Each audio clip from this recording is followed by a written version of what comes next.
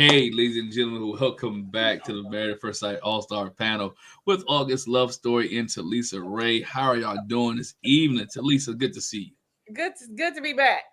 I know y'all be missing me when I'm not here. you. We do. We be missing you. Gotta have big sis around. You know, Yeah. keep us in line and Talk, give us another to talk shit. and give us another perspective, man. That's what it is. August Love Story, how you guys doing over there? We good, man. Y'all got new music, didn't you? I was about to say the same thing. Something different. I'm brand new. I ain't even know. I ain't even know. Countdown a little different. Jay, like, who picked this? What channel we on? What channel we on? All right. That ain't me. StreamYard did something different. I'm gonna count down for us next time. Just us. I'm gonna work on something. Tommy got his Palm Pilot today, so we can have a great episode, y'all. Tommy got his Palm Pilot. Jackie got no, so we about to have a great episode today because that's my brother right there. We good. We get ready to talk, man. So all y'all in the chat, hope y'all doing well. So let's hop into it, man. We had decision day on Married at First Sight. First up the bat was Alan and Madison. Tommy and Artika, your thoughts, and we'll go to Talisa next on Alan and Madison. I didn't take a single solitary note, so I'm gonna let you start and help refresh my memory. All right. So she apologized to Alan, and she didn't intend to hurt him. She lied. Yeah. I just think, man, don't apologize. No, you have to apologize. Like, just say message, you man. I like just tell the man, look, I didn't like you, I liked him, man, and it is what it is. That's the problem. She didn't say those words. I think that's where the problem I think he accepts that much better than her trying to sit up here and say, I apologize. Yeah, okay. She's like, yeah. No, I'm actually argue with you there. I like the way he handled everything though. Like, especially at the end when David kept trying to shake his hand. Don't put like, why you keep trying to shake you? Like, this man really like this girl. You better be glad he ain't trying to fight you. Cause that was his wife, as y'all say. Sneak attack. What you mean, as y'all say? I'll be like, they got married in Cook. They got married in Cook County, Illinois. They got married on paper. They're married. We's married now, boss. We're married now. They got to get divorced to marry somebody else. But they married. But David better be glad Alan didn't try to fight him. But I just, I think Alan handled it the best way that he could possibly handle it. The best thing for him now is just to move on. I'm looking forward to seeing the reunion to see where he is and how he handles them being together now, because it got to be awkward. I wish the experts would have. It's on David when we talk about that part. But I wish they would have held her feet like to the fire a little bit more too. Where'd she come from? I don't know. Yes. Go ahead, man. Go ahead. Madison don't understand why she doesn't understand why he was upset, because girl, this was you, not him. He didn't do anything wrong. Well, the thing that he did wrong was believed you. And I mean, what can I do? I have to take what you said at face value. But I definitely would have wanted her to readdress her big blow up about her being transactional. Like, because she cried. Yeah. And be like, so you proved me right. How does that make you feel? I want her to sit in that for a minute and see how that feels. Because you went off on this long tirade about you can't believe he said that. You're supposed to be my safe space, only for it to be true. He called it. And then you just can't deal with it. Yeah. I don't know. It's definitely been bad behavior from her. I mean, I feel like we kind of give David a pass for his trash relationship and seeking out somebody else, but like she was just blatantly lying to this man, and that's where the problem lies. The last thing I got for her and Alan is, why she act like surprised that he was mad? Because she didn't like him. She was like, he seems more spiteful. Because she didn't like him. Do you not see what just happened here? You basically led this man on the State Farm commercial. I almost had it. Gave him $1. Almost had it. And then he sitting out here looking at food on TV. You out here talking about we got a connection. Mm-hmm. Man, and you gonna say why he seems so spiteful? Like if somebody did you like that, you'll be pissed. Well, when David does her like that, we'll see how it feels. Actually, we won't care because it won't be on TV. No, we'll be on season 20. Mm-hmm. Yeah. No, this is 18. But it'll be 20. Oh, okay. We done. That's it. That's all. Yeah, well, I agree with y'all 100%. And the only thing I would say is self-accountability is huge. Like these people don't understand what that looks like and what that sounds like. Because you're right. If she had just said, you know what, I should have been honest in the beginning and shouldn't have been acting like you were an issue and that I wasn't transactional, you know what I'm saying? That I wasn't trying to get what I could get from who I can get it from up in the club, you know. That wasn't who I was. And that I should have been honest with you. And for that, I apologize. Because you ain't got to apologize for your feelings because you didn't like the man. So be it. Mm-hmm. But apologize for the behavior that you had, that you didn't give him enough respect to be like, I'm not that into you. Every time we saw her talking to him, she was acting like he was the problem. That he could have done something better. And these are the things that you need to do. And the thing that makes me sad is the fact, like I said before, you know, early when we started, is that he does everything that she's saying. Like anything she said she didn't like, the man went and did. From his clothes to working out to getting his teeth fixed, he wanted to be with her. And the only thing, and he's the only one I really feel bad for. But the only thing that I am a little upset with him about is the fact that he didn't listen to his intuition. You know, because he keeps saying he knew he had an idea. I had an idea. I felt it. I had an idea. You liked her. You thought she was beautiful and that she was, you know, I got me one. I got me a baddie. So I'm trying to hold on to her. And you did not listen to what your spirit was telling you, which was this girl is lying to you and you need to move on. So, yeah, that's all I got. I agree with y'all. Like, I don't really have much. And like you said, though, about him being spiteful. I mean, her being talking about spiteful. I felt like he was angry and he did do a little too much with the whole burning the stuff. And like, I was like, come on, you're doing too much. You shouldn't have done that. You could have just tossed the shit in the trash. She would have thrown it in the trash. That would have been enough. But you ripped it. And I guess because you wanted her to feel what you felt. And evidently she did because she had a little tear. I think that she does have some type of like remorse, but just doesn't really know what the remorse is fucking for. Oh, excuse me. Doesn't know what the remorse is for, which is how she pretended that she wanted to be in that relationship. So, yeah. What y'all got? I feel like Tommy too. I don't know why she was surprised at his response. Like, but I don't know why David kept trying to shake his hand. Like, what?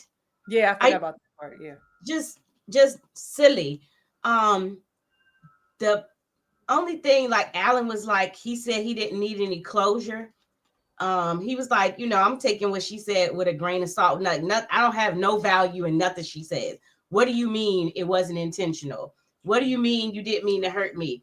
But you didn't try to not hurt me. It's like we were just saying, it's like you was trying to spare my feelings by not telling me, but you still hurt my feelings even worse because you lied the whole time. Like, yes, that you intentionally lied. You could have just been straight up about it.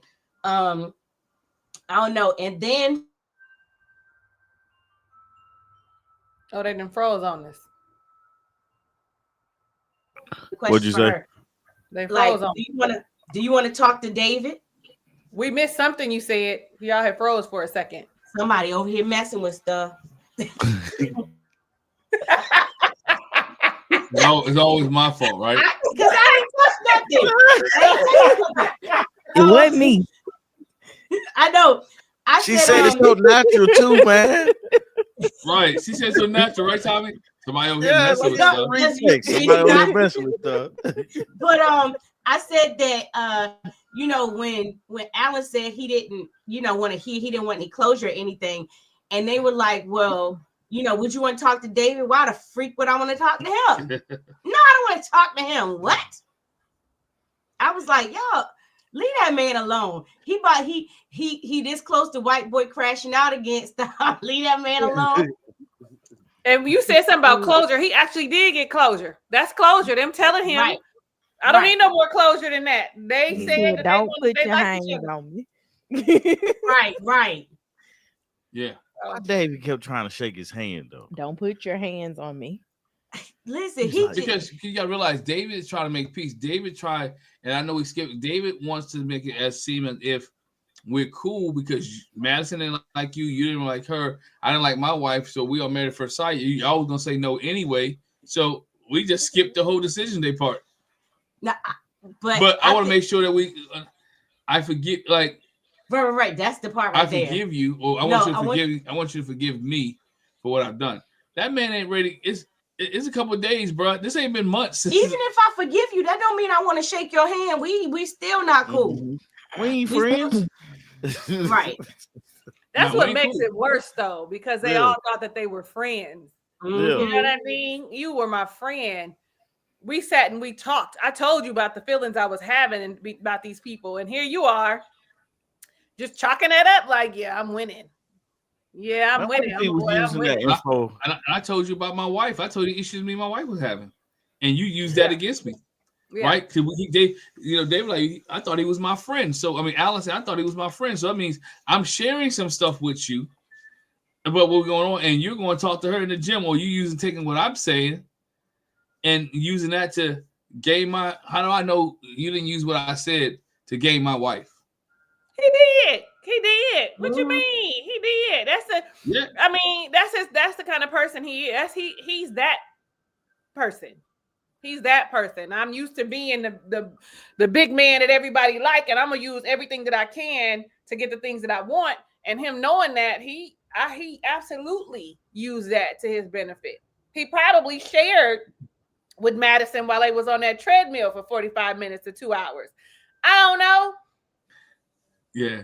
Yeah, that's like dirty macking, for sure. That's cute. Yeah, that is dirty macking, man. He was dirty. He was dirty macking hard on her. So. That's my thing with Alan. Here it is. I really had a problem with the experts in this episode. Mm-hmm. I don't think the expert held anybody accountable for their actions. I don't think they held Madison truly accountable for her actions as they did David. I don't think Alan just wanted to be done with the whole conversation. Alan just wanted to be done. He didn't want closure. He just wanted to be there. He wanted to put on his red velvet jacket, his burgundy jacket, and move on. Madison wanted closure. Madison wanted to leave with a friend. You wasn't going to leave with a friend because you hurt the friend, right? The person that you did have, he's not going to be your friend. Y'all not going to be cool. You hurt him. She was looking to make herself feel better and not make Alan feel better. She wanted to make Madison feel better because, you know what? He forgave me, so now I can feel good about me. And that was one of the reasons I think she won't totally commit to David, because she still feel like I hurt Alan. Oh, she's full of crap. But my question for you guys is this, and we haven't learned it yet because they're lying so much. Who was the aggressor in initiating the relationship? Was it David or was it Madison? Or was it happen to happen at both at the same time? Because I'm thinking here, it seemed as if Madison is putting on David, but I'm thinking putting on David, but I think Madison was the one who came on to David, not David came on to Madison. And we always say David. We don't ever say Madison. I think Madison was the one who came on to David and like, hey, I don't think she came on to him. I don't think she came on to him. I think he was just so excited. Like we look at him, he's smitten. I don't think she came on to him. I think he just got so excited and she's his type, and he just all in. She could have just brushed her hair up against him a few times and he'd be like, yes. I feel like it might have been mutual though. Mm-hmm. Like they would have been like flirting, once they realized, okay, we got all these things in common. And then that first time that they weren't at that gym and they hung out was the time that it hit that, oh, we drinking, and he telling her she looked nice. She's saying he smelled good. I think it was a mutual, like, I'm feeling you. I don't know who said something that felt more flirt, or let me say, because you could tell your friend that they look good. It's the energy behind. So I don't know which one of them might have had the energy behind that was like, well, shit, it was him, because you fine, I want to eat you up. So I don't know. Like, listen, I also thought about when they were at the end there, when they were all in the warehouse, what's his face's business. I looked at Thomas, like, I like Thomas, because Thomas was like, well, because we're friends, and I have to hold you accountable as my friend. I'm gonna be with you when you're wrong and when you're right. And what was the deal? Like, I'm glad that he said that. And to me, like, I was like, see, you made a good decision. Let me shut up, because I'm moving too far. No, you fine. You fine. You keep it rolling. Because I just felt like he like that was a big deal for me, for him to be like, let me tell you, because I'm your friend. Since we're friends and I'm honest with my friends, I feel like that's what real friends do. So I was really proud of Thomas in that moment. I was like, he was like trying to find the right words. Just you ain't gotta be kind. Just say the shit, because that dude ain't been kind either. You're right. Just say it. That was the best part of the episode for me. When he said that, I was like, I'm glad that nobody said that to Madison when she first started. Not Madison, Michelle, when she first started, because somebody needed to say that to her too. So somebody anyway. say a lot to Michelle, but you was talking about me getting the names mixed up. Yeah. To answer your question, I think David did it. David slow rolled that thing, and then only thing it takes is for her to smile. I'm telling you, it's the if you laugh at a joke, I got you. It's that part. Like, he was doing what he was supposed to do, talking to her nicely and what she wanted to hear, because she was still going through problems too. But David wasn't getting any action. She wasn't going through no problem. I mean, like, she didn't like him. Her problem was she don't like him. She didn't like him. And so anybody can be in that space. You know what I'm saying? The space that he should have been in, anybody could have been in that space at that moment. So it's like David sitting there having the right conversations with her. Oh, let's go out and get something to eat. That's how I feel like it started. It's like, let's go get some lunch after we leave the gym or something like that. And the conversation got sweeter, and that's all it takes, to change the trajectory of where this friendship gonna go. So I just think somebody should have been mature enough to say, let's wait, or no, this ain't it. But for David didn't have any type of blockers on because of his situation with Michelle. Yeah. And Madison, I don't know what went on in her head. I don't like him. Outside of I don't like him. But that's usually how it is, I guess. And then when we saw them on that little date they had, child, I was like, they are two entirely different people. I was like, these are not the two people that we seen with their spouses. I mean, they was grinning and laughing, and I'm so happy. You so happy this your first date? This ain't your first date. Like, no. This is their first date on first date on TV. I was like, but he is grinning way too hard, happy. And then the thing is, he dresses the exact same way worse as Alan. So you're not mad at the worse. Way he ain't giving you that, like, whatever shit she told him. Like, you're not telling him that. So why is it such a big? What's the difference? Additionally, I'm all like, it was something that was in my head. Now it's gone. Maybe God is trying to tell me something. Don't say it. It's gone. What I want to say about that, though, is this, and I think I said it in our review. David doesn't have to hide anything with Madison. Yeah. David can be who David is with Madison. With Michelle, David had to stop cursing. David had to stop drinking. David had to change his clothes. Stop smoking. David had to do all these different things. He was almost to the point where he wasn't David. But with Madison, he can be who he wants to be. He can be him. He can be him. So when you see the change in him, it's because of he's now not putting on a facade for the person that he wants to be with, and he's just being him. So it's really weird though. Like what? Because some of the things that he don't like that she didn't like about homeboy, David got like so. You know, he. That's you know. I was about to say the same thing. The irony of it all. But he's not drinking. He's not drinking and driving. She didn't want Alan to drink and drive. But he ain't no fly dresser. No, he's not. But he likes sports, and Alan don't. And then for them to tell us that she didn't really want to fool with no black men, like that ain't her thing. Right. Hello, right? I was like, y'all act like y'all know. Oh, that was last. See, this is what happened. I know once you go black, you can't go back. That's okay. That's okay. We with you. Y'all know the saying. Once you go black, you can't go back, and she ain't going back. But I wonder what made her say that. Like why she was like, well, I rather be a. Like she should have just said, I don't have a preference. Because interracial dating is hard. She got to realize she didn't want to be married to one. She don't mind dating him because she said she dated a black guy before. See, it's different between dating him and being married to him. Mm-hmm. And she didn't want to be married to one.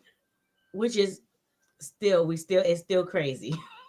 Yeah, I think so. David is talking about he can see himself married to her, okay? In some time. Exactly.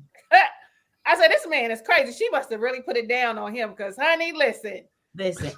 I know it's giving me go to a rural town. The white girl, they'll mess with black boys all they want to, but they will not bring them home. Mm-hmm. And they not marrying them. My friend sent me a clip of it was they brought a black baby home, and I was like, whoa there. Right. This season since I found it. Whoa there.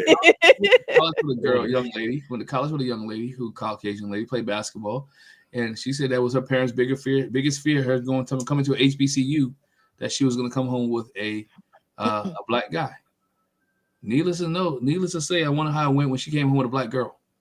Oh, yeah, she's like boom, boom. Yeah. Family didn't see that one coming. Definitely didn't see that one coming. Yeah. So, but I think that's why their date was more interactive because they was doing stuff that David liked. Top golf. Oh. It was Top Golf. Yeah. Michelle never went out with them. Y'all remember that scene earlier on when David said he wanted to go out and Michelle named everything that she wanted to do and nothing David wanted to do? Mm-hmm. That's. I mean, it's a bit like let's be real, man. They're happier together. Yeah. Madison and David, like, oh, okay. Yeah. Okay. What my cousin say in our comments, don't let your wife keep you from your wife.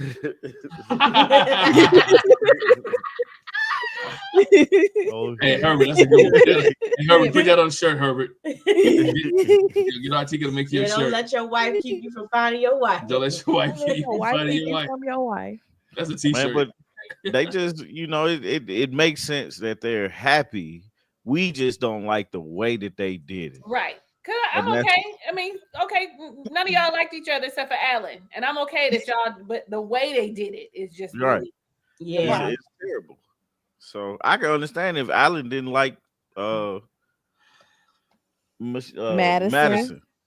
No, he liked her. Yeah, that's what I'm saying. He liked her like he was smitten. He was smitten. I got me one. Everybody got one on my arm. When I walk, I got me a trophy. Like that's how he felt. Like it's the best looking girl I have ever been with. Like this is her. Oh my God, I'm gonna do everything. Yeah, he put her on a standard, man. She was on the top shelf, Tommy. Yeah. And thinking back, I'm gonna say this too, and again, why Alan feels like I'm not fooling with you, chick. The whole time she said, "You give me pushover vibes," and like she literally pushed him over. Mm-hmm. But he let her. He let her. People would tell you what people will tell you what they're doing to you. You just gotta be smart enough to pick it up. Mm-hmm. And I hate that, man. I truly do. I hate it for him because it's like, man, ain't nothing wrong with being a good guy. No, ain't nothing wrong with trusting people. No, nah. And it's like you got to get in situations like this and you basically see, damn, man, you did me wrong. Yeah. Like why not just be honest with me? That's all I want you to do. Yeah, but he plays hard. Honest with me. Like that's some bull. Well, I ain't got pissed over here. Hey, Tommy, tell them how you really feel, man. Say it with your chest. I got mad over here, man. And I'm sure, and to your point, Tommy, I'm sure that's why he ended up on Married at First Sight. Yeah. And I know he was like, here we go again. I'm just trying to be the nice guy. I'm just trying to be myself. I'm just trying to, and here I go again. I had this problem every time. And I know that's what that pissed him off even more. Like, God, dog, I can't never win. Man, he gonna turn into a savage, man. I mean, he's not going for himself. I mean, if you're gonna be transactional, that's the one you be transactional with because he the one got the stuff. David's still at home with his mama and his daddy. Like, if you're gonna be transactional with Mr. Jag. Yes. At least ride shotgun in a Jag. Yeah. And I can afford to buy all the clothes you choose immediately. Like, I guess I'm gonna buy some stuff. That stuff wasn't cheap. No. That's why he came and got his $30 worth of seasoning because he had already spent $3,000. Right, that's right. He came out at $30 for seasoning. He want his $30 worth of seasonings back. And put that bad boy in the Ziploc bag. Hold on, y'all ain't mess me up. This not spilling on nothing. Ain't nothing. And he was cooking for her too, though. She found some. She got some seasoning on his food. Man. She played a card. That for me, that's like a ding, ding, ding, ding, ding, ding, ding. He the same thing with David, because remember, David was cooking for Michelle. Yeah, David was cooking for Michelle. You know, I think that was my thing too. When the experts met with David and Michelle, and I had a problem with Dr. Pia. She's giving David all this business, and the experts giving David all this business, but no one addressed the fact that Michelle did not like this guy, and she was treating this guy poorly. And I'm sitting here like, y'all gonna let her get off the hook because you don't like his attitude? Like, you can't let her get off the hook, and you can't say she was trying slowly. But the lack of her trying slowly has given this man, and I'm not justifying the cheating, but it gave him an opportunity and an option to say, you know what, I'm not being wanted. She was not. I'm not. No man is going to stay where they're not wanted. He's not wanted. He's not loved. He don't feel safe. This girl had the man sleeping outside. He couldn't talk. He couldn't communicate. He had to change himself. He had to do everything, conform, downplay where he live at, because you think he's downplaying your little Taj Mahal mansion. You know what I'm saying? So he had to totally change. And you talking about, I'm slowly letting my walls down, knowing that you didn't like him in the first place. Mm-hmm. Knowing that you didn't want to be with him. And I told Jack on our review, if he had not cheated, what is Michelle's story?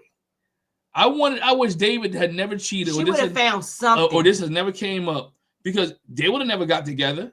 It would have never been a yes on decision day. She was just riding the waves. She was just riding it out. No one addressed the fact that she wasn't staying in the apartment, because she packed up real quick to leave. That stuff, matter of fact, that stuff wasn't even unpacked. So how were you trying if you really wasn't staying there with him? You wasn't communicating with him. If you were staying there with him, Madison wouldn't be able to come up there at 3 o'clock in the morning or 2 o'clock in the morning. It was her whole conversation about, but I cared about you. Of course you have to be crazy. Like, you cared about him as a person. She tried to make it like I cared about him in this marriage. No, you didn't. No, you were just a human. You care about another human being. And they try to make it like she cared because she was taking a turn for the better, right. Like she's turning. She's not the victim in this. She is a victim of the cheating, but she's not the victim in the relationship, in the marriage, while the marriage failed. And I think we got to look at it two different ways. He cheated, but in the marriage itself, prior to the cheating, it was not successful. She wasn't holding herself accountable. And they said, "Oh, she was telling you how she was feeling." Well, she tell me how you tell me how you feel. Tell me how you helping. What can I do to help you get out of this feeling? Mm-hmm. What can I do to make you feel more comfortable? You wasn't giving this man any advice or any leeway to how to make you feel comfortable. He was asking you questions about your family, and you told him, "Stop! Don't ask me questions. Why would I tell you that for?" Right. Like, you're not even trying to get to know him, but yet you talking about you letting your walls down. No accountability at all. And that's why I'm like, the experts did a piss poor job in this interview with them, or this decision day with them, because they focus more on the fact that David cheated than the fact that this marriage was not going to be successful in the first place because of the lack of what she was doing. So, yeah, and you're right about Pia. When Dr. Pia said, so you trying to make it like it's her fault? No, that's not really what he's saying. What he's saying is these are the things that I never saw her carrying. She never asked me how I was doing. Like, right. You just, and it is so true. Like, what you won't do, someone else will. You know how people be having them work husbands and wives? That's exactly what they do when they go to work. Them work husbands and wives be like, oh, I like your new outfit. Oh, your hair look nice. How are you? How are things at home? Like, so I think, and I really wish someone has said to her, any of them people, and I really wish Keisha Knight Pullman was the review host, because she gonna say the things that we want her to say. For instance, you didn't think you did nothing wrong, because all three of y'all was wrong in different aspects, but all three of you were wrong. Yeah. Alan is on. Well, Alan, shit, all four of y'all was wrong, because Alan, you didn't listen to yourself. And so I just feel like that I was disappointed in Dr. P. She made me look at her differently, and I was thinking to myself, it's because she is, you know, Black women, we love, we love, you know, you need to be faithful, right? That's one of our big things. And that's, I feel like that's where she was coming from. Like, all of us feel that way. But when you hear a Black woman hear about somebody cheated on somebody, it's a big deal. It'd be a big deal. Y'all can be mad at me if y'all want to. It's okay.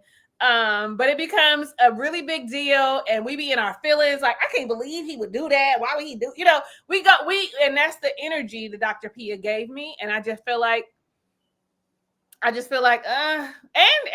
hell, Pastor Cal, he was the same way. And then if you notice when Madison walked in, when they were talking with David, and then when she was talking with Alan, and when David walked in, when they were talking to Michelle, none of them really acknowledged the cheater in the situation. I thought, there you go. Mm-hmm. So, there you go.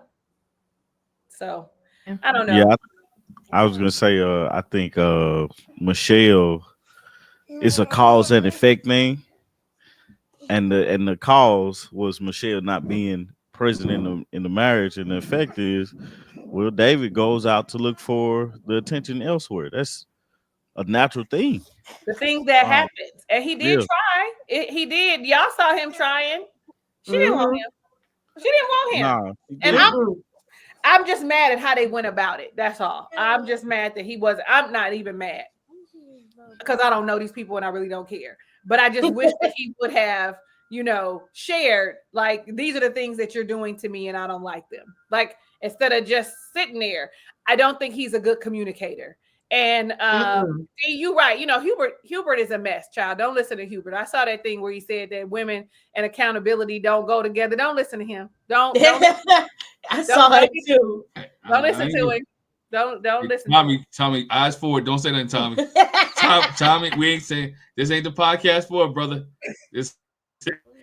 Glenn, you already gonna get in trouble. What you mean this ain't the podcast for? Right. You agree? As soon as we get off of here, I'm on y'all head. As soon as we get off of here.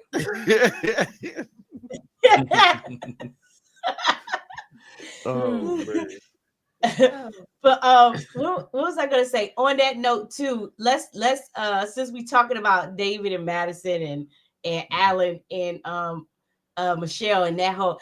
Man, when I tell you, I found it laughable, the interaction between Michelle and Madison. I was like, y'all play too much. Ain't nobody finna fight nobody. Yeah, you're not. Girl. And they're gonna walk out and go say, put me in the ring with Michelle. Girl. Yeah, please. Please. And this was Love and Hip Hop, she would have got smacked. Oh my gosh, with a pocketbook from the East Coast to the West Coast upside her head. I did think it was just a little weird that they came in with matching outfits on. Like, why would you do that? Come in with both with y'all red on. What is y'all doing? Like, you know, at least wear different colors and don't, you know, one come early, one come late. But that's cool. They weren't matching. They look like they was going 2 different places. Well, I mean, he was about to join the lumberjack competition, and she was going to the club later on. And exactly the reason that we looking like how you like him. He dressed worse than Alan. Right. Alan would have had a buttoned up shirt, not a Piddleton, but a regular button down shirt. It might have had some fish on it or something, but it would have looked better. It would have been more with his broccoli draws. Yeah, but yeah, so it was Michelle for me. You want to wait till I get over there to talk about it? And then even when they came in, we laughed about this when she was like, I didn't think I would feel this kind of way when they came in, like, you know, how upset she was. I was like, but why are you, let's get to the root of why are you really upset? Because I think you're just mad because it looks like they won and y'all lost. Mm-hmm. And she just messy. She really just messy because she just messy. And the whole time, every time she talked, I was like, you just being messy. Even when he went to visit her at the house, I was just like, y'all just messy. Y'all just you just messy. And you just don't want to be the bad guy. But unfortunately, we all see you still. We all see who you were. Because if he did if they never went and did no kissing and dry humping, you know, in the back nowhere, you know what I'm saying? Then we would have made it to 8 weeks and we would have said, everyone would have said no. So, and we would have seen the full you still. Like, girl, bye. It's who we talking about? We're talking about David and Michelle still. Well, yeah, we're talking about the little matchup with Madison and Michelle at the fantasy factory. I'm sorry, y'all. Right. She came in with confidence. I mean, when you're dating somebody and you have confidence now, and the cat is out of the bag, and you guys just don't care what nobody else thinks, and that's why her and David came in with a different type of swag. They came in with a different type of energy. The energy was like, hey, it's out now. We're enjoying ourselves. We're having fun. So let's just keep kicking it. But that's the whole thing. Energy was, I had sex earlier today. That was their energy. Right. Because what she kept saying with her mouth was, she had said when she met with the ex-person, Alan, and even she said it another time. She said it like she wasn't settled on them doing this whole thing. But that is not how you walked in there, honey. That's not how y'all went to Top Golf either. Yeah, she went in there like my man, honey. Yes. Oh my God. Stop all that lying. Okay, man. All right, man. Sorry. Singing in the background. Yeah, man, I'm just like, all right, man. I don't think they should have came to that thing. Nobody really wanted them there. They should have came. Nobody wanted them there, and then it's like production said, what, this is the time on your call sheet. We know that production was there, but it not like if it was me, I'd been like, nah, I don't want to go. You know, because I don't want to face that. You know what I'm saying? Because Carla was giving them the business. Everybody was giving them the stank eye. Alan wasn't fooling with them. Thomas is the sweetest guy, but said the realest thing. The realest thing. You know, not MM, but Ikechi. That just made him not the worst person in the room. It just made him not the worst person in the room. In that moment. And I'm gonna tell y'all the truth. I felt bad for Ikechi. I did too. Listen, because y'all gonna be mad at me about that. Hold on. I did too. We get there in a minute because they was mad at me on my live earlier when I talked about it. We get there in a minute. We're gonna say that for last. Y'all gotta stick around for we get the situation. But anything else on David and Madison, Michelle, and Alan before we move on to Carla and Juan? I gave them all I could give, man. Right. Ditto. All right, Carla and Juan. We'll start with Talisa. Oh, you want to start with me? I like when y'all start with somebody else when I ain't got no notes. But okay. So I thought she made the right decision. I'm glad they asked her first. So that she could be like, listen, if somebody doesn't want to be with me because I'm not their type of physical and their type of spirituality, then, you know, good for me. Additionally, though, not having any physical touch, like not even, you don't even want to hold my hand. Like, and I get that there are people who don't really do physical touch, but, you know, I know that's high on some people, like that's high on her love languages. I get that. But even in that, if I'm attracted to you, I'm going to try, because physical touch is not high on my love language, right? Like, and I mean like holding your hand and, you know, kissing out and put like all of that. Yeah, I'm Artika. Okay, like it's what high for him, it's low for me. Listen, what are you just touching my leg for out the blue? Like that's me. And it's not that I'm not attracted to them. It's just that's not my primary love language. Cause it's there.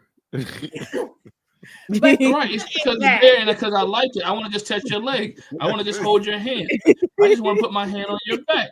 I just want to touch. Can I just touch you? Quit touching me. But that's my point. That's my point. Even with it not being high on my love languages, I've had several partners who it has been, and so I make the adjustment so I don't get all like, oh, you want to hold my hand, or oh, don't touch me. Like I allow it, and I actually work on me doing a little like touching, a little hand holding, a little touch the shoulder. It'd be a little weird at first, but but I get used to it and get, accustomed to it.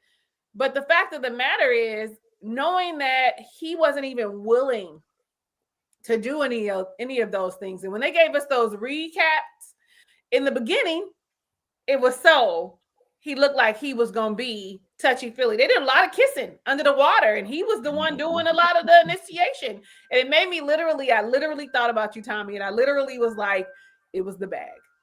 It hadn't even been where we found out that they had to go get her stuff out the storage. It was the bag. Her not bringing out a bag for his clothes was the thing that changed the way he saw her. And she keeps, she said he's not mindful. He didn't think about me and the things that I need. Well, after you didn't think about him and didn't think about what he needed that time at the honeymoon, he instantly changed. Like we saw he was interested, and now he's no longer because of all of those things. I hope they be friends. You know what I mean? They seem like they're gonna be good, cool friends. What? No, I was agreeing with you. They seem cool. Okay. I was saying they're not gonna be friends. She gonna text him every like 6 months when she sees somebody ride down the street on a bike, and she be like, "Well, I got a bike." You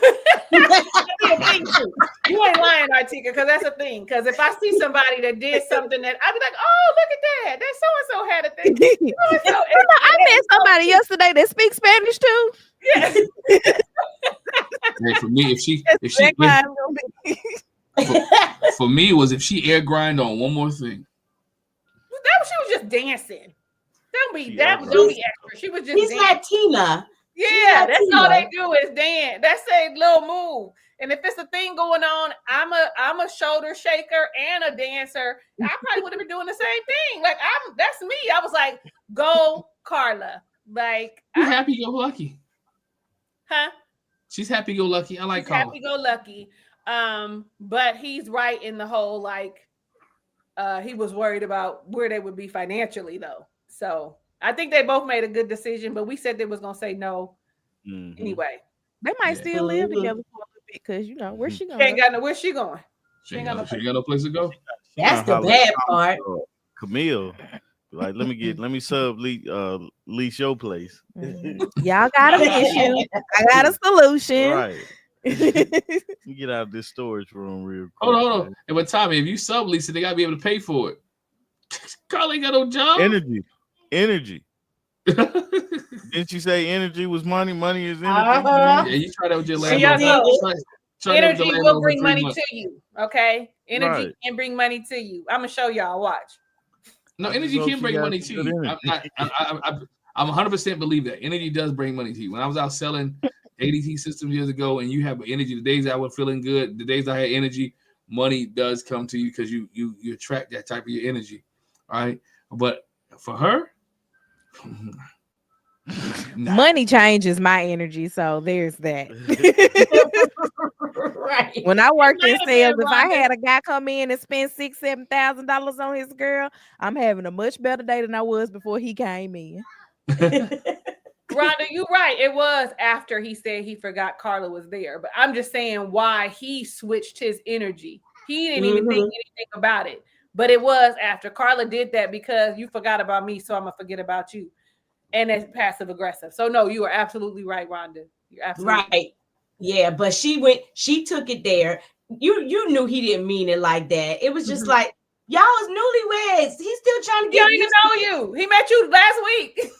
Right. He's still trying to get used to being married. He wasn't being spiteful. I've been on better dates on this honeymoon than with you. Right. I hung out with David, and David was cool. I mean, it's what it is. David, he's still cool with David. He seemed like he's still gonna be cool with David. He ain't questioning it. I don't think I think he's still gonna be cool with David. They're gonna still be good friends. Yeah, but he did put David in his place a little bit a couple episodes ago. And I think he still might be cool. We're cool with David. All right, so Lee, what else you got? That's it for one. That's it. Yeah, that's all I got on them. If y'all say something, I'm gonna agree with. I'm gonna be like, yeah. Tommy, what you got?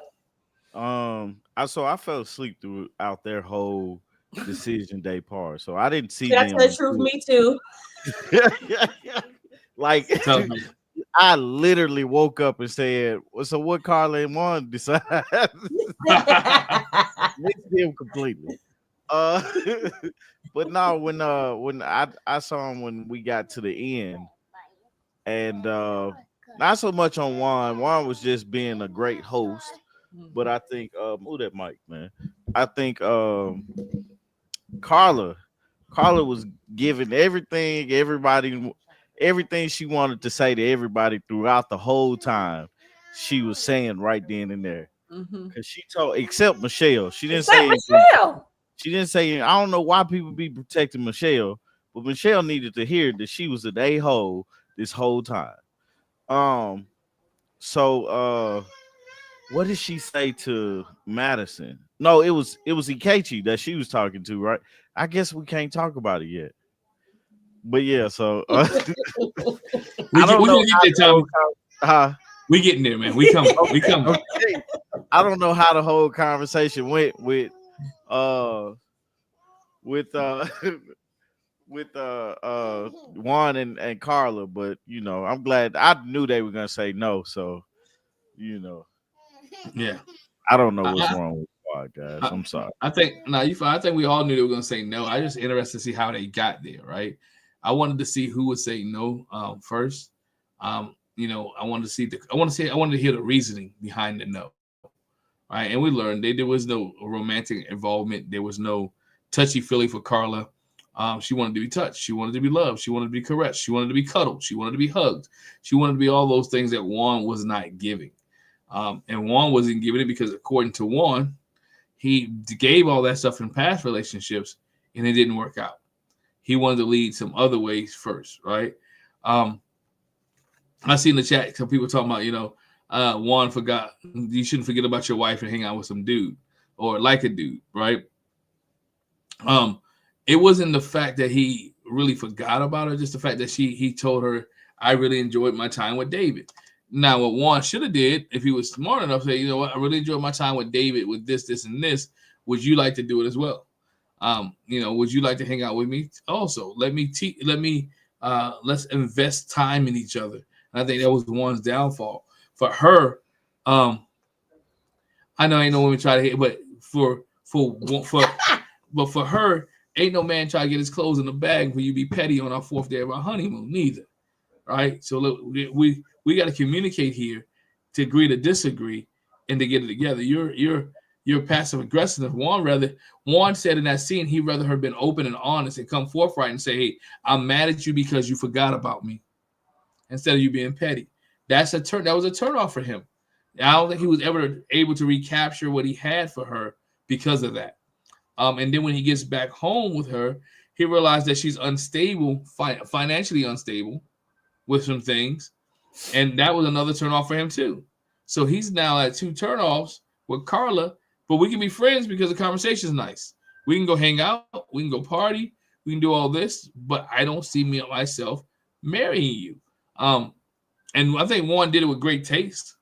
I don't think he was ever rude, nasty, or indignant to her. I also think what we talked about when he opened up with the letter, his letter about his family and all that, I don't think he got the reaction he wanted from her as he was reading the letter. So when you put all that together, his answer was no. Carla didn't get what she needed from Juan. Juan didn't get what he needed from Carla, and they still friends, and they was able to say, you know what, we can be cool, but we're not gonna be married. And I feel like too, that whole spiritual thing for her, that was big. I mean, it would have been big for me too. Like, and I think that he, I don't know if I remember. I think I said this whenever the last time I was here, that he don't have. I don't think he has any spiritual anything. Like, I don't think Not that he doesn't believe there's a higher power. I don't know about that, but he doesn't give any kind of like spiritual anything. So anyway, I'm sorry, Jackie, you were getting ready to start talking. No, I said the same thing. I said, yeah, you did say that before, and I think he don't have no spiritual whatever. And I could, Carla was like, no, I want somebody that's all about me, and it can accept all those different parts of me. I'm gonna be spiritual. I'm gonna do my little. It might be weird to you, but it's what I do, and so yeah. I mean, I think somebody said it, or I watched somebody or read something. Somebody said she would have been a better match with Juan's brother, who Juan said his brother's into all that. Mm-hmm. And that might be where are they now? She might be dating Juan's brother. Where are they now? No, I doubt it. But again, I'm not mad at them for not being together, and I think they had the spiritual thing was a big issue. I think she said it. Y'all said it, that she said she wants somebody to be, as we do, evenly yoked. Don't put it that way. She wants somebody to be evenly yoked in what she wants and what she believes in. Chris Rock said it best. Chris Rock said in one of his stand-ups, crazy need to marry crazy. A crackhead need to marry another crackhead. He said these two people need to be together. Because if one's the opposite, it ain't gonna work out. In other words, you got to be aligned. You got to be aligned. You got to be in agreement on some things. All right, so here we go. With Thomas and Camille. Your thoughts on Thomas? Your thoughts on Thomas and Camille? And I guess it's our turn to start. Yeah. I don't know what's going on. The time he took his Palm Pilot, I'm over here trying to pull up notes on his phone. But for me, Glenn, I really didn't have a whole lot to say about Thomas and Camille. I was holding out hope for them the whole time. I was hoping they would stay married, and I got what I wanted. I hope they stay together. The only issue is, again, she wanted him to take initiative, and sis, you just might have to be the one to make those kind of decisions. It might just be that he's indecisive. But I think other than that, she's good. I know she wants to not have to be the boss when she comes home, but it just might have to be like that. It's deeper than that, because indecisiveness is the fact that she punishes this dude all the time for things that he mess up on. She yells at him. He's late. She want to punish him for running. Yell at him. She punished him for running. She want to torture him in the bed with the gun. Mm-hmm. She does all these massage gun. Sorry, massage gun. So again, she wants to be in certain areas. She want to be in control, and then he wants to be in control. Then she wants him to be in control. That's where I say it all the time. You can't assume this. You got to have a discussion about this. Now she is opening up and telling him, "Hey, I need you to. I would like for this." But sometimes you got to take the lead. I said it in our review. She go get, hey, Thomas, I stopped by a couple apartments or condos. What do you think about these? Can you go research these? Can we go check these out together? Thomas can say, hey, yes, we could go search these out together. Let's go look at these together and move forward. I would like to move that. Thomas was hesitant because he wasn't sure on what Camille was going to do. Mm-hmm. And he didn't want to lose no money. Financial guy. He didn't want, as y'all said earlier, laughing and joking. He said, man, I got to sublease this. Who am I sublease this to? And they still be able to pay for it because my name's still on it. Mm-hmm. So he don't want to lose anything from it or behind it. So now since Camille said yes, and when we ever get to the reunion or whatever, Thomas will be leading a little bit more. But I think here he's just unsure on which way to go because he doesn't know Camille's answer. So, but the catch-22 is he don't know her answer, but she's saying your answer will help me make my decision more. Then that's why you had a discussion off camera. Are you gonna stay with me? Yes or no? Plain and simple. Just ask. Like I don't get this. Like I wouldn't be coming into decision day not knowing if you're gonna stay with me or not. I can't see that happening. We're gonna have this conversation one way or the other. Are you gonna be with me? Yes or no? And what if happened if Thomas had subleased his apartment or got out of his lease? They get to the decision day, and this girl says no. He made all these plans, and now he got to look for a place to live because she's going back to her apartment. Mm-hmm. He can't go back. He could go back where he came from, but so that's my thing. Why Thomas was hesitant because he wasn't sure about her because Camille was kind of, I think somebody said in the chat, Camille was wishy-washy. The conversation at the last dinner they had, and she was like, well, what if this, that, and the other, and we're gonna stay together. You're not giving me that what if or those doubts. I think that was for play. Or you can't keep bringing up, don't play with me, because some people don't get play. See, he did cheat 9 years ago. Man, it was in a 9-year relationship. The man said he cheated years ago, went to counseling, got help. Let it be. Mm-hmm. Until he gives you otherwise, you gotta trust him. My opinion. You good? I'm good. I told you. I like them. They do have some things they need to work out. Maybe they'll be able to work it out once the cameras are gone. But they were my last hope. Yep. Done. Oh, that was it for you, Jackie? Yeah, that's it. That's it. You go on, Tom. Go on, Tommy. What we talking about? Camille and Thomas. All right, so I'm sorry, guys. It's a lot going on. Quad just woke up. Camille and Thomas. I'm glad they said yeah. That's about it. Cause I mean, yeah, that's it. Camille. I mean, like they're the only hope for this season. They had a great season. They met each other. They learned each other. They're the more reasonable people that actually like really went into the experiment and came out with something. Even if they would have said no, I think they became better people just from the experience they had to go through. I thought the basketball thing was cheesy. I liked it. I even cried a little with it. I might have been crying for some other stuff too, but I was crying. I was like, "Oh my God, this is so sweet." I thought that was cheesy, man. Like, cause I was like, bro, just say yeah. You want to stay married? I get it. We like cheesy. She's a hooper, but it's like, bro, just say yeah. So, and then her part was cheesy. Like, I hated that they went in the middle of she's finna say something, and then they go to commercial. Like, come on, guys. Don't go to commercial right here, but I get it. It's all for the show. But glad they said yeah. They seem more mature than everybody else. As far as like being able to do this. So, and I have been saying that this whole season. Like, I love Camille's answers, the way that she's like expressing herself in a respectable way and stuff like that.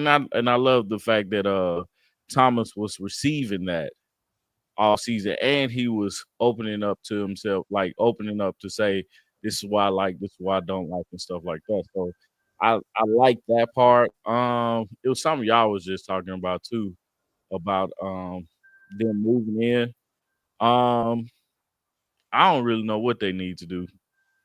Like, I think Thomas is looking at it from a standpoint of we still have to pay for these leases.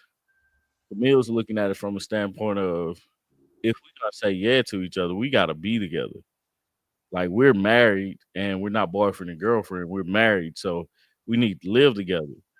Only thing I can think of is just Thomas doesn't want to cancel his lease, doesn't want her to cancel her lease, just kind of ride it out. But yeah, you gotta figure something out. Can't just be like, we'll see on that one. You definitely gotta come up with some type of plan. So yeah, but they said yes, and that's who I said was gonna say yes. So I'm happy. Look, I'm 1 for 1 now. That's the only couple that we all knew was gonna say yes. And if Camille had said no, then it would have been the first time that everybody had said no. And the only reason she would say no is because she doesn't think that he knows how to lead. And what I know for sure is that leading looks different for every person. Yeah. When I think about leading, I think about me personally. I think about how you have to delegate, give some things to other people to be in control of.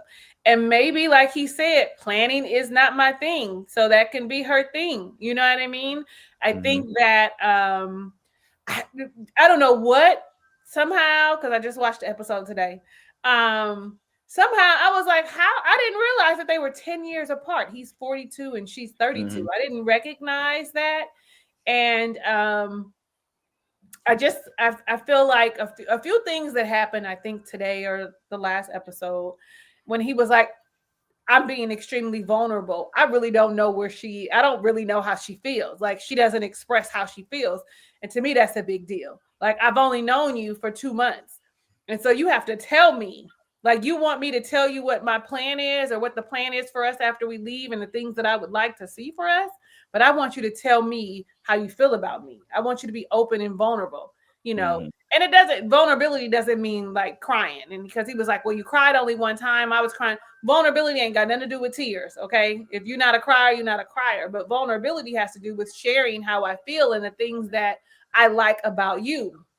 All I'm really sharing is the things that I see that I don't like about you. That's how I saw that. Considering when I think about the swag, he don't have no swag, but baby, now he looking like he got a little more something. You know what I'm saying? Like when they say, oh, you look different from when you first started, I would agree. And so I feel like the two of them together could help each other grow in a specific way. He probably likes the way he looks and feels now too, and the way that he responds to things too. And so I'm glad that they said yes, so that he has the opportunity to grow in that manner. But like I was saying about the whole vulnerability, you want him to do something and he wants you to do something. And you guys have to figure out how to make that happen in the middle. You know what I mean? How do I show more not even more vulnerability, just that I like you. You know what I'm saying? Like, cause the massage gun and I'm in trouble because I'm late. All of that stuff don't seem like you like me. You know what I'm saying? Like, how does that's not really affectionate. And so for me, I feel like maybe she doesn't know how. She doesn't know how. That's why her playing like that is her way of saying, I like you. But she needs to figure out how to say it in a more, attractive way. And I can see where he does need to share. Like, okay, so, hey, when we leave, we both need to, I don't want us to mess up with the subleases. I don't want us to have to pay extra money. Maybe we can look at you staying with me for a month. I stay with you for a month, and each of us have to travel a little bit during the time that we live with one another as we grow. Or, something, figure out what that looks like. Okay, well, we have to talk every day for an hour. If we stay separately, and on the weekend, we stay at one of the other person's houses. Like something that, but I understand that. I hope that they work out well. But I also was like, do they have any like real chemistry? You know what I mean? Like they cool and they get along well and they the responsible ones. But do they got like real chemistry? Like, are they really like attracted to each other? Like, do they really be like, Carla? Like, are they really into one another? So I'm just kind of curious. So I can't wait to see how they are doing. Will we see them on the review if they're still together, and if they've grown more, if she's become more vulnerable, and he's done whatever leading, however that would look for them. That's all I got. No problem at all. So now we're here, Tommy. Now we're here. Ike and MM, right? Ike and MM. I want to. Here we go.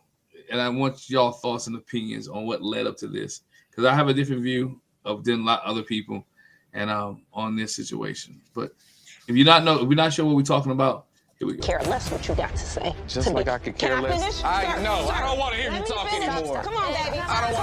Let me finish. Again, You don't want to hear me talk. I had to be insulted by this woman.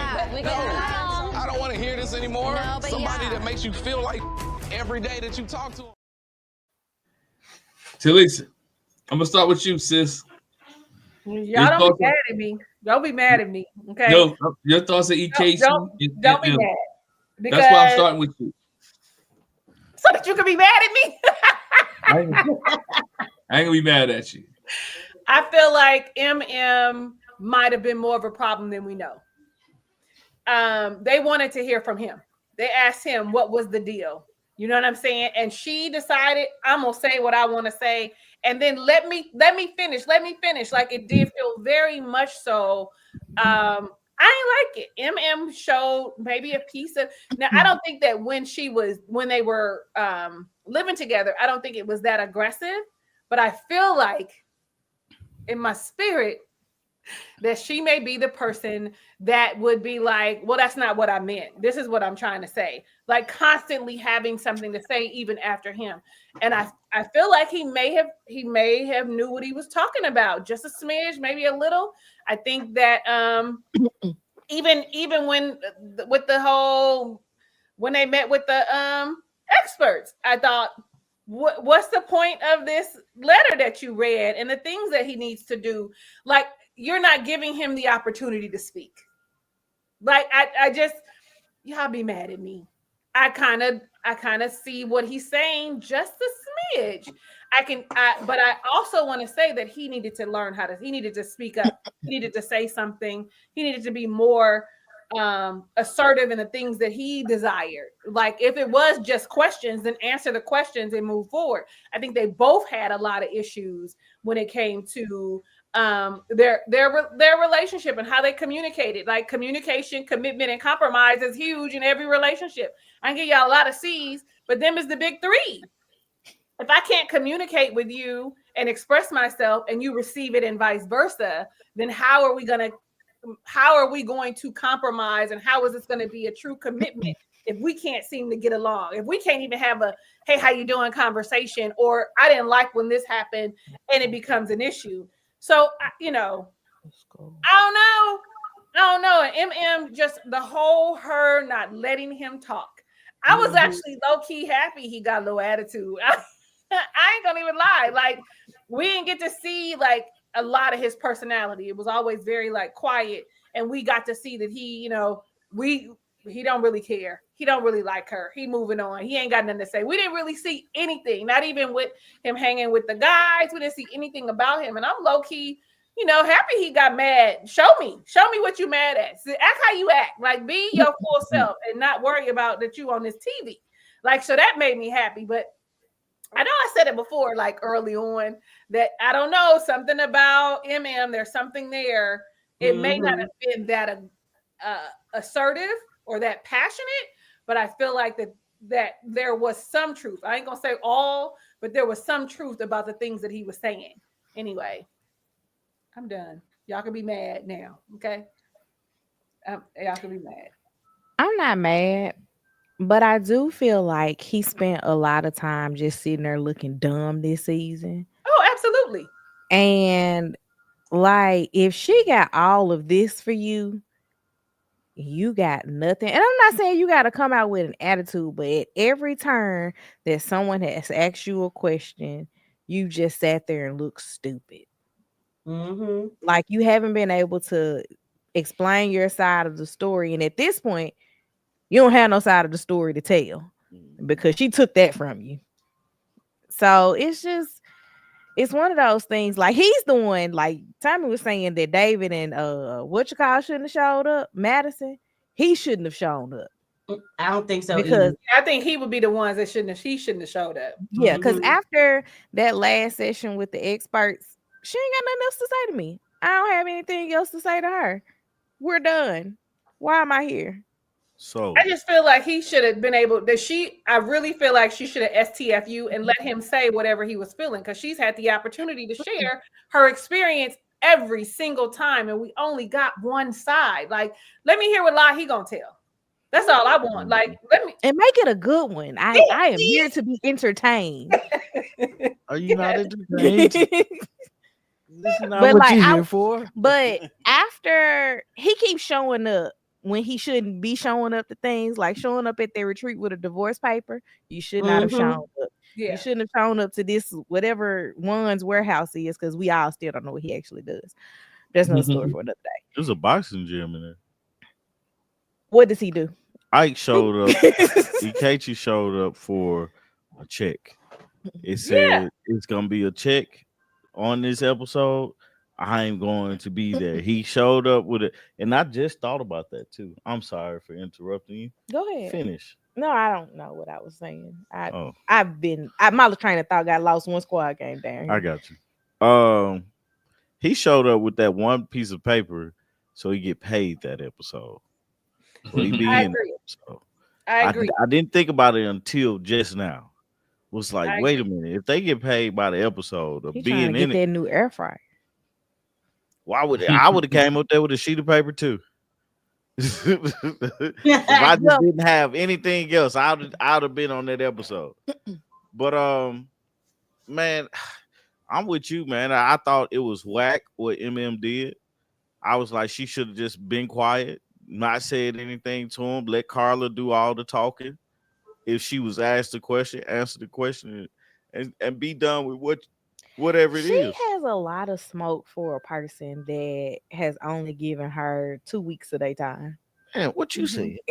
Like exactly. What week was it that they completely were like, we ain't doing this no more? Week 2. Yeah. No, because remember they tried again. They didn't try no more, man. Then she was like, he's sending me mixed signals because he want to go play video games, which is very awkward in and of itself. I think that was MM's way of. I think MM played the victim well in this. I ain't saying that she wasn't I ain't saying that he didn't deserve like everything she gave him, but she played the part well. Like, oh, you gonna hurt me? This is how you gonna see it because I'm here. I'm trying. I'm doing this. I'm doing that. But when she got mad, like I thought the letter was whack, but I get it. Just the delivery for me is like, come on, man, your delivery could be better. But I get it. Yeah, you have to say what you gotta say. But when she was at this little thing, all what she said was unnecessary. Because and for him to, I was like, you have to in that spot. You have to start speaking up for yourself in that spot and I didn't feel anything was wrong. Like, I ain't gonna sit here and listen to you. We divorced. What we arguing for? Literally, after he called her an a-hole, I would have said your mama, and that would have been it. I'd be a better one than your mama. Sorry. You go low, I'm going to hell. And then we'll be done. And we don't have to say anything else to each other. And every time he see me, I'll be like, how your mama doing? Yeah. I just it's that's hilarious, man. It is hilarious. That's funny. You go low, I'm going to hell. We might as well get in the same. We get in the same basket, baby. Like, I don't get it. Like, my thing is that she attempted to come back from that multiple times. And I'm like, after you call me an a-hole, and then I try to have a conversation with you about it, and then you turn it on me like, we ain't doing it. No, dog, we doing that right here. Because you did it on this TV show. We're going to do that right here. And then saying that I'm like treating you like a piece of meat. My boy, what did you come here for? Right. Did you not? She's treating me like I could have been anybody. You were desperate too. You was chasing this show around cities. Yeah. You went on a U.S. tour trying to get on this show. You are desperate. But the issue with that statement is, it's true. He could have been anybody. That's the point. That's the issue with the whole statement. The point is, so it's like, I feel like she should have had all this smoke that she had in the last 2-3 episodes should have been had at the a-hole and at the she was grabbing me episodes, and he would be dead to her by now. Not dead. I mean, my exes have died. But Carla was giving him the business, though, man. Carla was like, look, man, I don't know you well enough. You didn't come around us. You treat my girl bad. And yeah. Why are you here? Like, like Cardi B yelling, what was the reason? Right. Golly, Carla. Carla was high, too. I didn't mention that, but she was high. Oh, Carla's been high on several episodes. Yeah. But no, man, I felt bad for Ikechi just in that moment, because it's like, at this point, she's beating a dead horse. At this point, it's like, and then when he's like, I ain't finna take this, and just went kind of stood up for herself, I was like, That's fair. That's fair. Absolutely. Did he bring his backpack to this little shindig? He had his toboggan on, his beanie. You know what I'm saying? Did he have his backpack? I I don't know think he had his backpack. I don't know if he had it. But he I feel came like he in might there. be Muslim because some of them wear them kind of beanie hats all the time, everywhere, all the time for everything. I don't know. I've been watching Muslim Matchmaker, and it's this Muslim show? guy. Huh? Yeah, Hulu. Oh, that's what it's called? Muslim Matchmaker, yeah. And I've been watching. a beanie I'm gonna share with you my findings later, but I've been watching a Polly show that came on some years ago, and they are hilarious too. Right. Yeah. I feel like Talisa a little bit. I wish she had let him talk, but at the same time, I don't really want to hear nothing you got to say, EKG. I mean, but I wish she had. Like they were like, because she hadn't given him a chance to talk. Somebody in the chat said the same thing that like me and Glenn talked about. I think she was giving him the business, but he started it. I think a lot of what she gave him was because he acted like what he called her an a-hole. He acted like an a-hole. But yeah, and but he was getting ready to talk though. He was in the process of talking, and it might have been some bullshit. You know what I'm saying? Right. It might have been a bunch. He was getting ready to talk, and low key, I feel like because like y'all said, it's too much for you. I only know you for 2 weeks. Like really, it's too much. You ain't really spend no time. So I kind of low key, I was like, she cut him off because is he finna say something that's gonna that might shed a little light? I don't know, but this is me being, devil's advocate. Don't do it. Don't do it. It's okay. It's me. It's me being devil's advocate. Like, no, I'm laughing at this. His cap was dirty. I mean, he looked dirty with his hat on. That's what I'm laughing at. And I'm sorry, Jackie. I just came right on out. Okay. So. Oh no, you good. That was it, Jackie. I'm sorry. Yeah. Mm-hmm. Yeah, no, you good. Yes, I mean that was just it. He was trying to explain, but at this point, she was just fed up. And this is what I said. Like, Glenn was like, but they had already had their decision day. They had already, hashed everything out. She had her letter. I wish you the worst or whatever. I said, but I feel like in that space, like privately, they had their decision day, but a lot of the places where he showed his tail was in front of the other couples. And so she was like, well, I'm going to get you where you showed out at before. I'm going to get you in front of everybody too. So I know I wished you the worst just with the experts, but I'm going to wish you the worst here too. So I don't know. I think that this just, for him to have been chasing the show like this, to end up on the show, and I just feel like he just didn't get it. He didn't get it, and he didn't show himself well. He should have. Yeah. He should have participated in some kind of manner. Okay. My turn. Oh yes. I was waiting. I was waiting. Oh no. Do you smell like expired Egyptian oil? I said this on our review. Sometimes you got to realize when people are trying to keep peace. The man came there, he wasn't going to say anything. Camille, don't talk in any other scene in the back. Go ahead, it's on your tongue. Go ahead and say it. Go ahead and say it. She's egging this conversation on to make him say he was. If you look at his body language in the scene, he wasn't going to say anything. He didn't come for this. He came for the check, like Tommy said. Mm-hmm. I didn't come for this. I came to end this. I'm done with you. We getting divorced. I'm done. I don't have to deal with you. But what he couldn't take anymore, and this is immaturity on his point, he couldn't keep talking about and this, and then everybody giving him the business anyway, because he hear Carla in the background, he hear Camille in the background, he hear Michelle, and they doing all this stuff. So he like, you know what, y'all ain't gonna play in my face. Mm-hmm. Y'all not gonna play in my face. And so what I'm gonna do is I'm gonna say this. See, y'all want to see? Y'all think it's all me? I'm showing you, and this is what I had to deal with every day. All right? This is what I had to deal with every day. So he, and even if this is not every day, she's giving him the feel to say, "See, I told you, this is every day because here's her reaction. So she's giving him the ammunition to make her look bad. He assassinated her character. I don't agree with that at all. He made this woman look bad. She's a business owner. She's an African-American woman. He assassinated her character and slandered her. I totally agree with that. And she has every right to be mad. She has every right to be upset. She has every right to come back. But to me, it just felt like the letter she gave was the closure. It should have been it. That should have been it. That letter was horrible. Right. To me, and I'm cool with the letter. I'm cool she wrote it. To me, it seemed like it was her closure to get him to be done with him.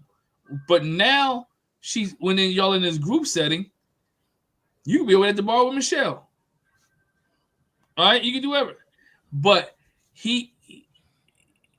you're listening to your girls, and now didn't you get upset when he raised his voice, go to the bathroom, and your girls are, I'm like everybody else. That's not the first time she cut him off. Go back to the last episode with Dr. P, and then when they asked him a question, she wouldn't let him talk. And I know she might have been tired of the lie, but this man probably got something to say at this moment. I want to hear the answers to the questions. I do. Right? We as the viewer, I want to know, like if it was Madison and David. I said this a couple weeks ago. They cut David off, or they cut Madison. Let her talk. You get more information when you let people talk. I get the proof to see if he's a liar. He's digging his own grave. She keeps and look. Let him. All right. Let him say what he says. I felt this way. That's his feelings. He's feeling this way. He felt this way because she is, and I know why she's giving it back to him, because she has her voice back, right? She has support. She has comfort. She is over with. So now I'm not obligated to be married to you anymore. She was really set into marriage. And what I like about MM, because I'm not just going to give her smoke, was that she was willing to commit to this marriage, even when he wasn't. Right? She was willing. This is my husband, my man. I'm committed 100%.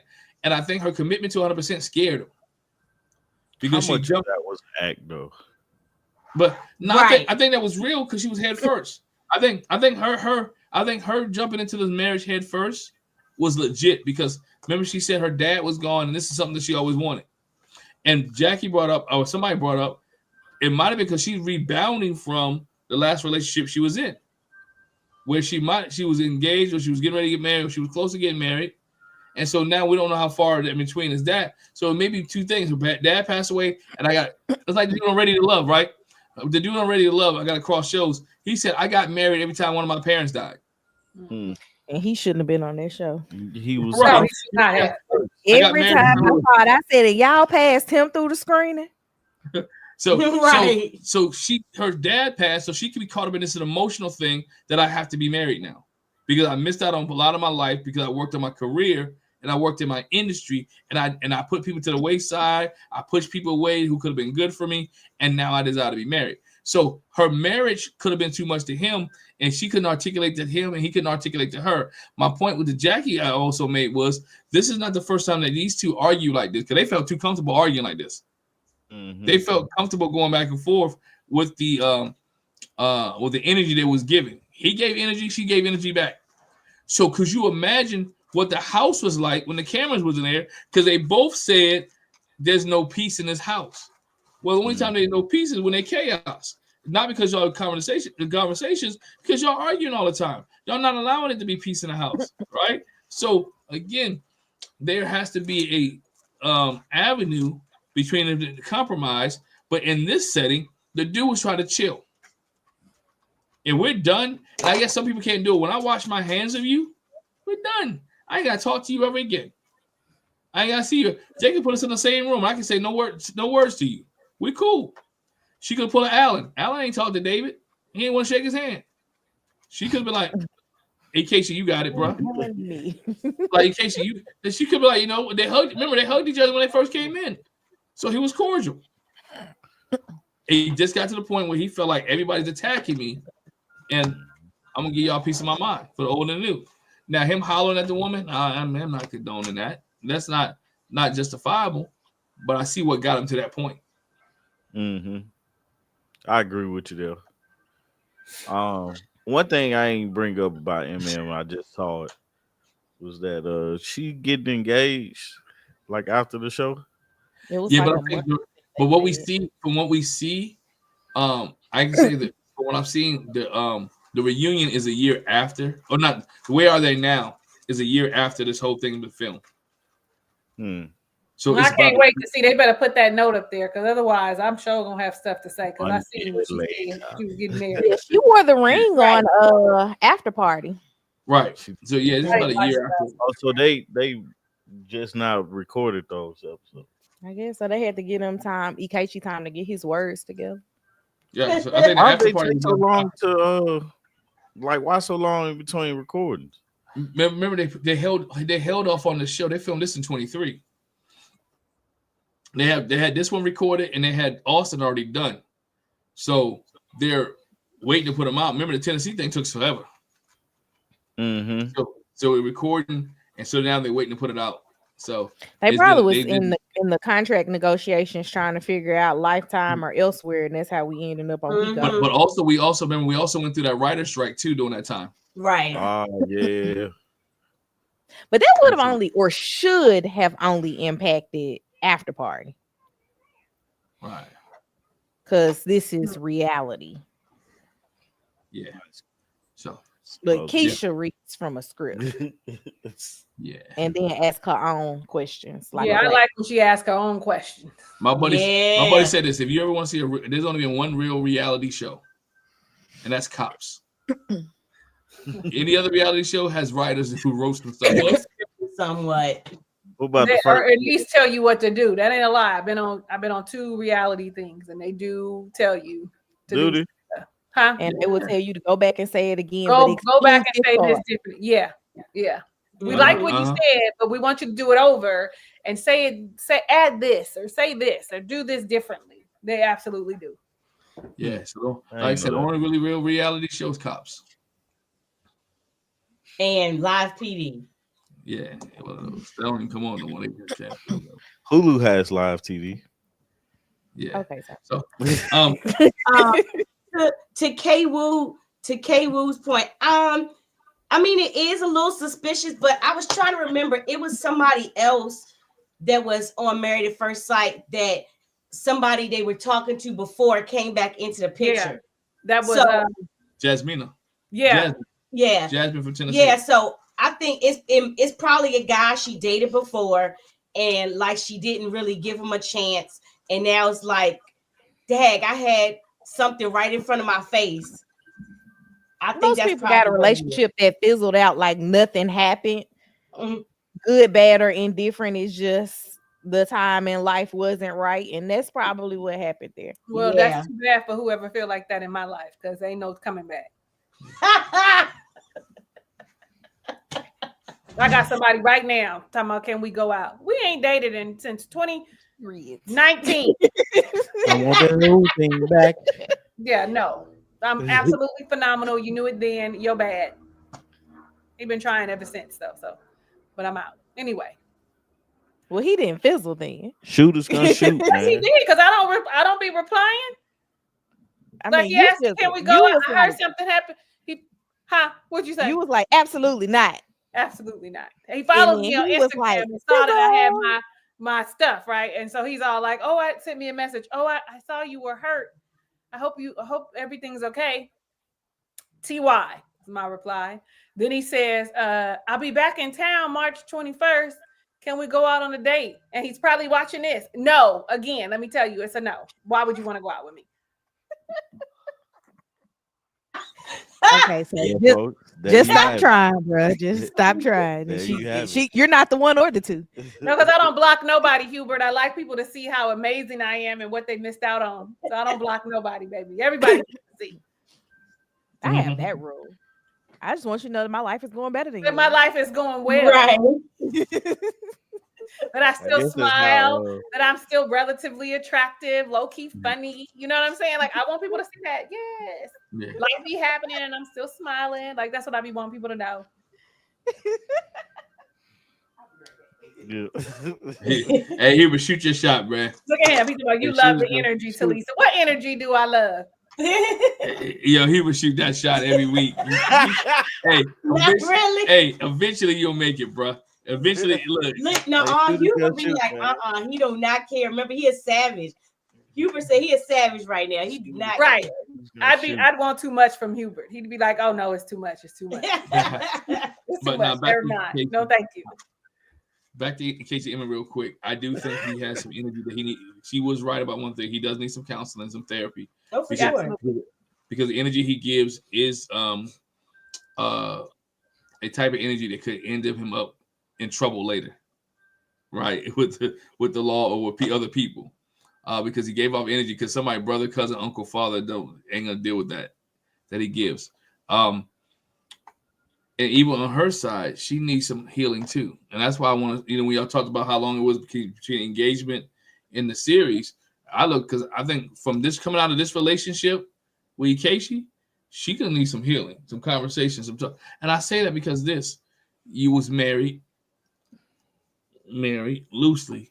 There were some things that got you triggered, upset, made you go off, made you feel some type of way. It was somebody who's threatening your job, threatening your livelihood, put you out there on TV as aggressive. You just can't fly past that. There's some things that you got to talk about and discuss and self-evaluate and some things in it, because there's some things that you're going to do internally to get you right for the next person. And we talked about it. There's some bags that you got to drop off if you have bags, right? And so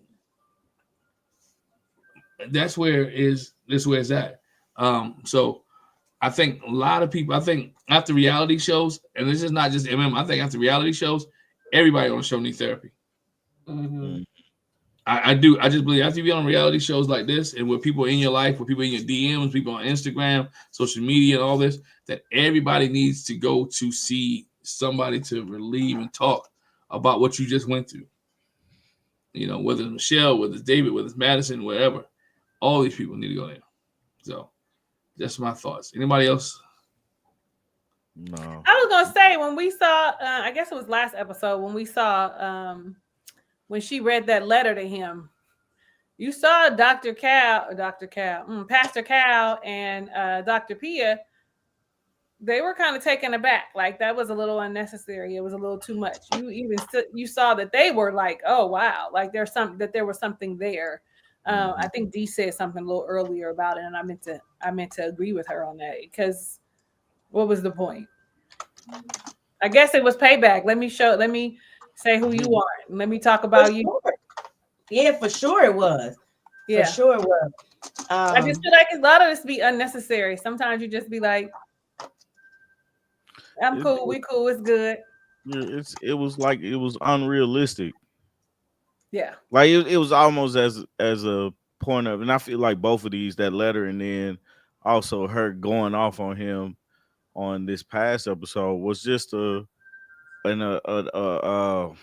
get back. I'm gonna get my lick back. Oh, absolutely, absolutely was some get back. And I was just about to say that, Tommy.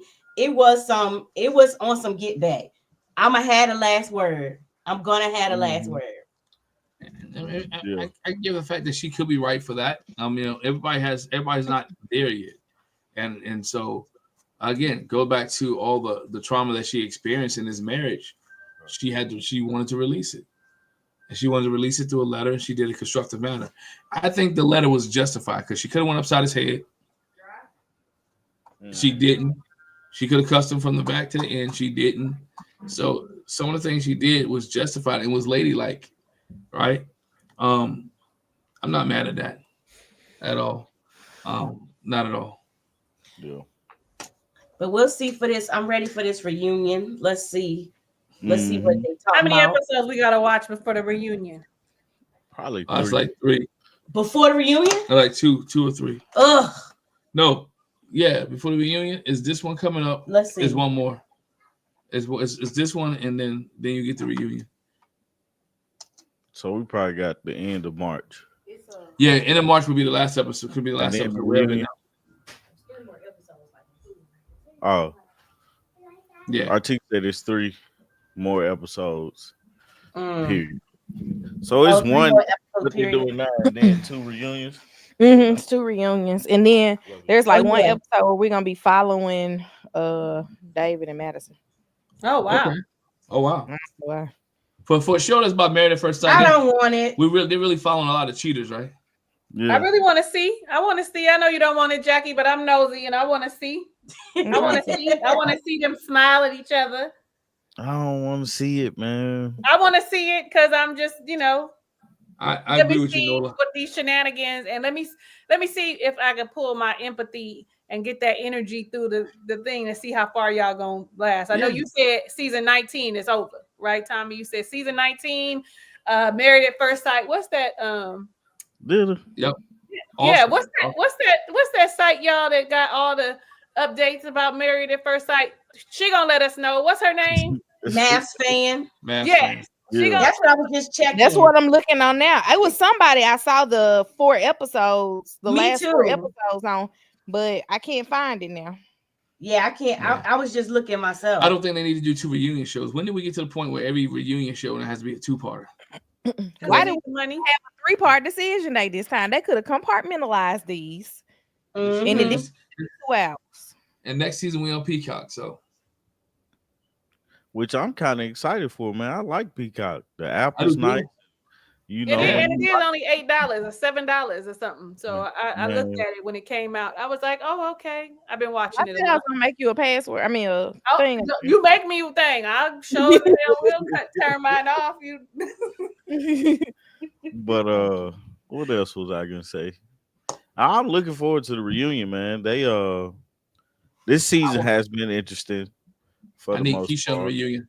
My man don't. Yeah, I didn't drop out of this season like I did the last 2 seasons. So nah, she's not. Maybe we need the mess. Yeah. No, but I'm curious to see.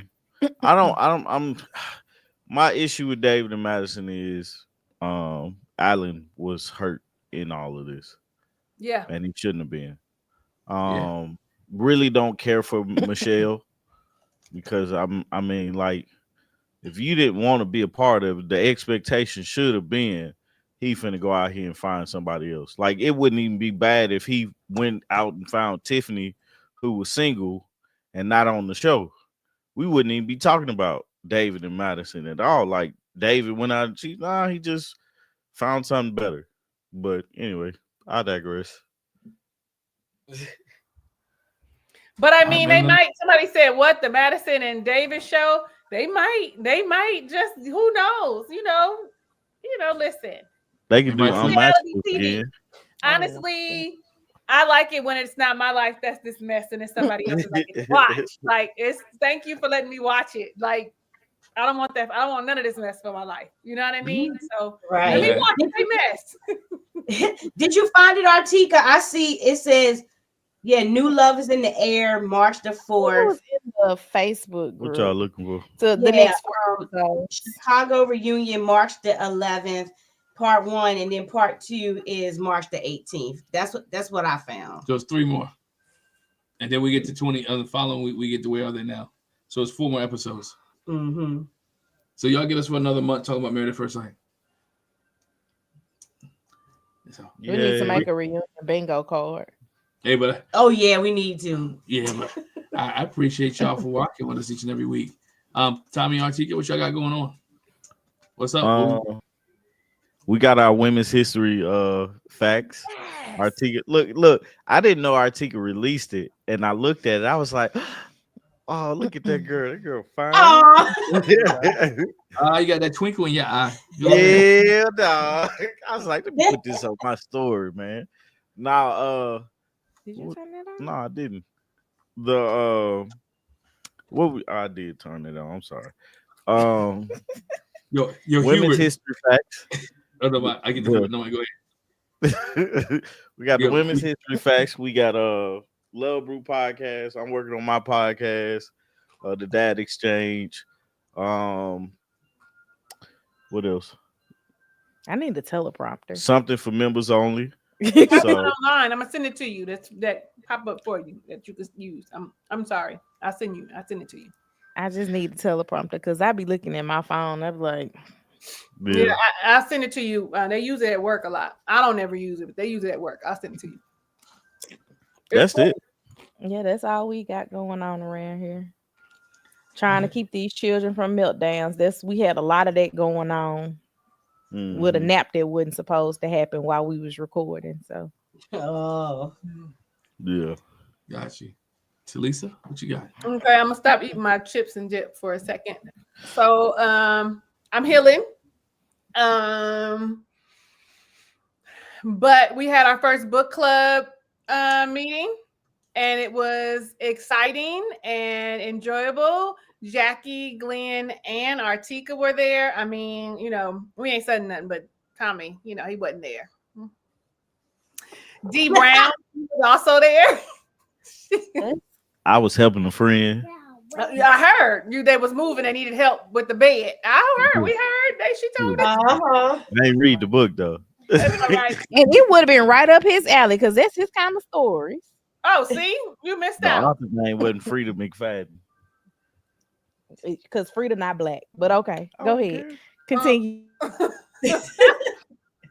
I'm still doing Ready to Love, but so I had broke both my wrists. I know I showed y'all my thing. I broke both my wrists, so I haven't recorded anything, but I owe 3 and 4, and I'm still gonna stay with, what did I call it? Ready to Love. I did. I hope I said Ready to Love. I'm still reviewing Ready to Love, and I'm actually gonna bring back Truthful Thursdays. So I'm really excited about that. Truthful Thursdays go way back.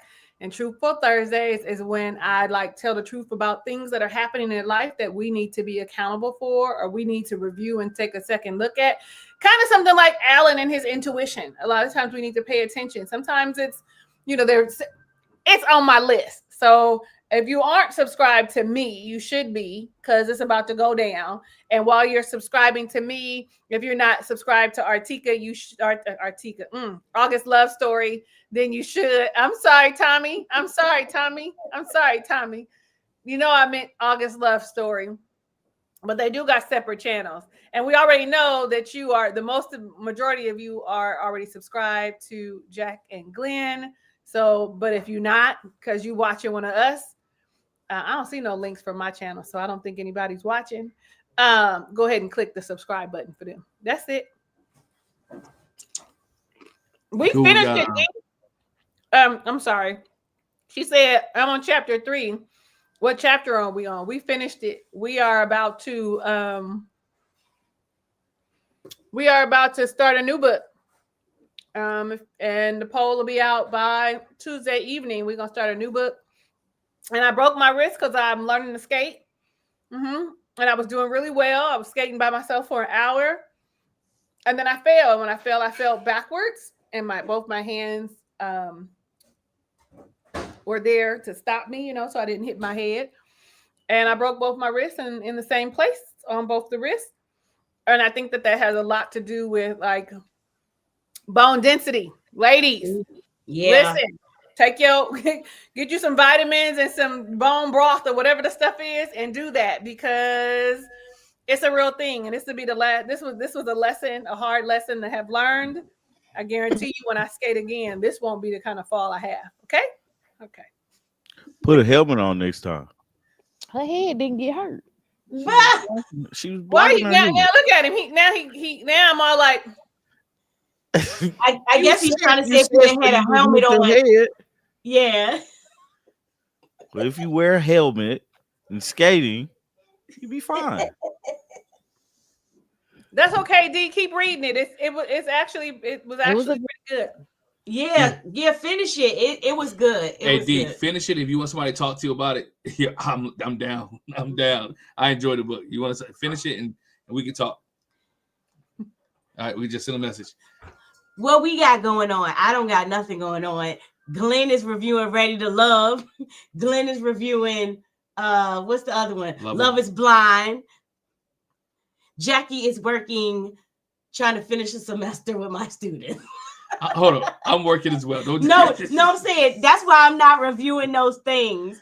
Is because I'm trying to finish a semester with my students. Look, I told them guys how I watch all these podcasts anyway. So y'all just keep me in your prayers. So you'll see Glenn doing a lot of reviews. That's why I'm not on there, because I want her to though. I really want to be on there with me. Sometimes she be in a room. I just can't. Sometimes she be in a room when I do them early in the morning. Sometimes she be there, but I just can't commit. I'll be like, I can't. I can't. I do it for you guys. I do for you guys. But no, we want to bring matrimony thoughts back. I really thought about that today. If you want to see me and Jackie have a heated discussion, not heated, but good discussion, go watch our live from earlier. We had a good discussion on MM and Keiichi, which made me think we need to bring matrimony thoughts back. I'm gonna try to have healthy discussions. I'm gonna try and see from different viewpoints. But still ain't mad at each other because we hopped on this live and we're fine. Because I wasn't mad. I know, I'm just saying. But no, that's good. Make sure Hubert, for you, Elimination Chamber was legit. Here's my 30-second elimination chamber. Hey, love the fact that Jay came back. I want to see how the storyline plays out. She did come back.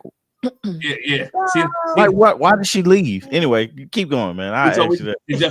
John Cena turning heel is good, but it's still not as big as Hulk Hogan turning heel. The fact that The Rock is running things from the CEO's perspective as well as on-camera personality is great. And I'm sad right now because me and Jack was probably going to WrestleMania, but I'm still debating about that WrestleMania in Las Vegas, April weekend. But I realized that weekend is also her daughter's birthday.